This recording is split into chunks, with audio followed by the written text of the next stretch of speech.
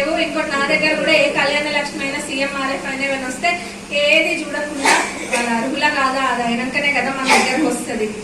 అది చూసి సంతకం పెట్టి వాళ్ళకి ఇచ్చేస్తాం. అంతేగాని ఏ పార్టీ వాళ్ళది ఎవరి పార్టీకి వచ్చిండ్రు అవన్నీ ఎంక్వైరీలు చేయం మేము. ఎవరైనా కనుక ఇంకా కూడా నేను చెప్పిన మా వాళ్ళు కూడా అదే ఉద్దేశంతో ఉన్నారు కాబట్టి మాకు ఈజీ అవుతుంది. ఇదే కాకుండా వేరే వాళ్ళు ఇంకెవరైనా మిమ్మల్ని ఇబ్బంది పెట్టి డబ్బులు అడిగినా ఎటువంటి మొహమాటాలు లేవు. మీరు నేరుగా వచ్చి నాకు చెప్పాలి. అక్కలు చెప్తారా? ఎందుకంటే నేను అంతా అనడం మటుకే నా బాధ్యత. మీకు చెప్పగలుగుతా. నేనేం చేయగలుగుతా, ఏం చేయాలో నేను చెప్తా. కానీ నేను ఇటంగా చెప్పి మీరు సాటుగా చేయదడిపింది అనుకోండి, దానికి నేను ఎవరు దేవుడు కూడా మారలేదు.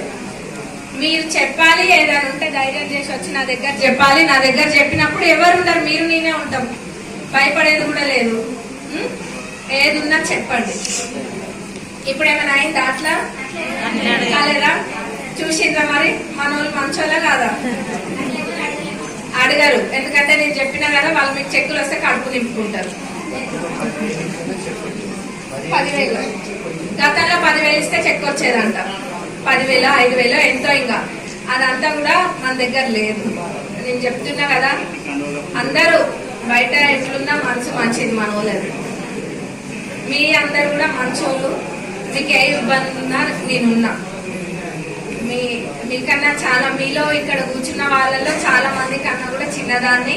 మీకు ఏ కష్టం వచ్చినా వినడానికి నాకు ఓపిక ఉంది, సమయం ఉంది. మీరు వస్తే అడ్డుకునేటోళ్ళు ఎవరు లేరు.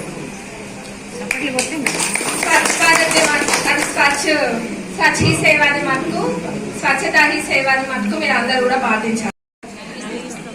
నా కోసం కాదు, మీ అందరి కోసం.